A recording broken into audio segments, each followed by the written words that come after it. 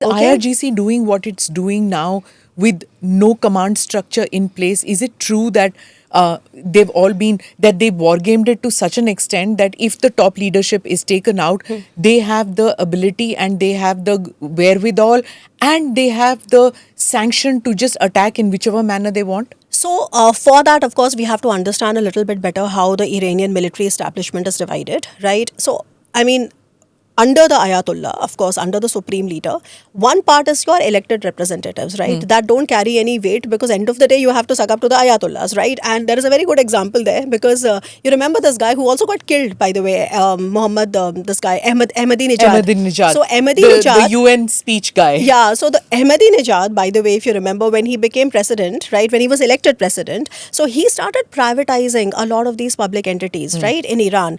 And he privatized them and he gave it to IRGC. And there's another entity there called Bunyad. I'll tell you what is the difference. Okay, so IRGC, and so basically they started taking out all the public entities, giving there.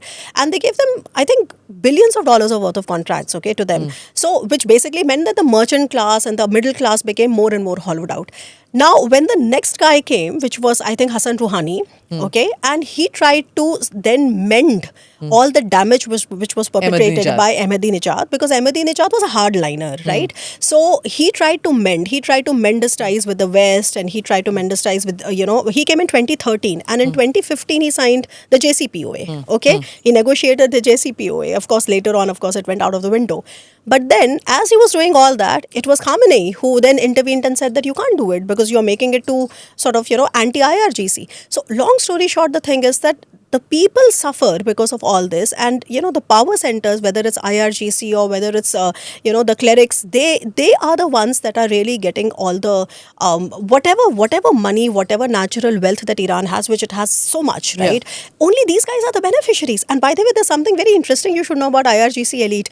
The IRGC elite, and because when I was just a couple of minutes ago when I was saying that if you look at the Middle Eastern model, right, if you look at the model of these countries, they want stability, they want business. The IRGC elite have been laundering their money through a lot of financial networks in Abu Dhabi.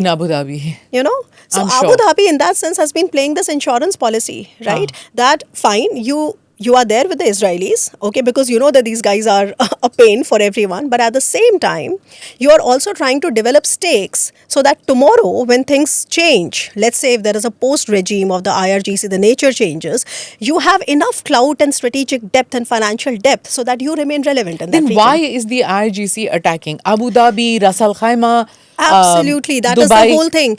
So, they should not have done it. I do not buy this argument, this plausible explanation that they're doing it because they want to sort of delegitimize these leaders in the eyes of their people. No, I think they have really made a strategic blunder, and it also shows, Smita, to me that they are really driven to the wall and they are very dangerous at this stage. So you may have heard of this term called, this defense mosaic doctrine that they will unravel, which basically means that the topmost guy withdraws, in the absence of this topmost control, right? Well, for the IRGC, they were always directly appealing anyway to the supreme leader, right? So with the supreme leader out and the interim supreme leader also out, right? Right now, nobody knows. And by the way, their commander is also taken out, right? So, that is why when you look at the Americans and the Israelis this time around, you see that they have directly gone after the top brass, because this is what in the 12-day war they did not do. So they have directly gone after the top brass, they have directly taken out all these people. So there is a danger of these guys becoming, going rogue. And if you look at the elected government, right, the foreign minister, Aragchi and all these people, if you look at them, their statements, what are those statements saying? Their statements are saying that, listen, they are no longer in our control. They are not meant to be in that control, because in Iran, there are different verticals. One is an elected body, which is always subservient to IRGC and to the Ayatollahs, right? Then you have the clerics, which have a lot of clout, but then clerics are, given a different task altogether. And then you have the IRGC. IRGC is anyway reporting directly to the... any of you who've seen Fauda and Tehran would know how the IRGC is exactly. all in all. So basically the thing is that, yes, there is a danger, but like I said, that in the many years of their own, see, they've been in power for 47 years, right? In 47 years, remember the first war they fought was with Iraq. It was Iraq. Iraq. So in 1980, 1979 is the revolution. 1980, they get attacked not by Westerners, they get attacked by Saddam Hussein. Okay, that war lasts for 8 years, right? Obviously, there was internal consolidation and changes and everything. That ended in 1988. 89 was the when original Khomeini was replaced. What replaced? He died basically, so he was succeeded by Khamenei now, and then over the years, then in, if you remember 2009, there was another green revolution, which was all students, taking to streets because they were, the elections were rigged, etc. So in all these, years, they have gone through their own phases of consolidation, of wars, of, this and that. And they have created, and that's what I've been repeating, that they have created a system that can really take in a lot of shocks. The only question is that for those who don't understand that Iran has a fantastic staying capacity for pain. Ek to the whole Shia mentality of martyrdom and suffering and an afterlife and all that. Ek to the Shia element. Two, that all the wars that they have fought, all the whether the first Gulf War, the second one, they have that ability that to stay on for a long war.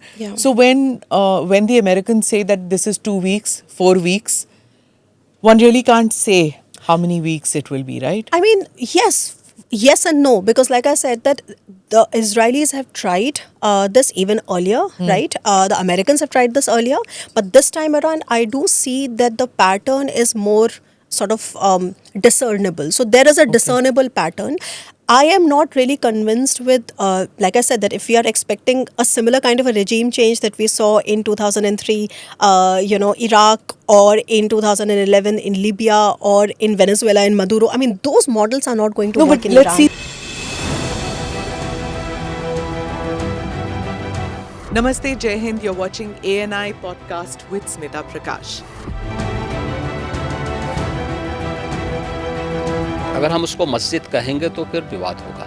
The issue is, टूटा है क्या भारत? 400 पार का मतलब ये है कि संविधान खतरे में है. क्या हम लोग ये निर्देश देते हैं कि फला को गिरफ्तार करके जेल डाल दो? वही तो कह रहे हैं सब. ये बेबुनियाद निराधार आरोप. सच्चा सुनना चाहो देखो स्मिता प्रकाश ANI. It does not lie.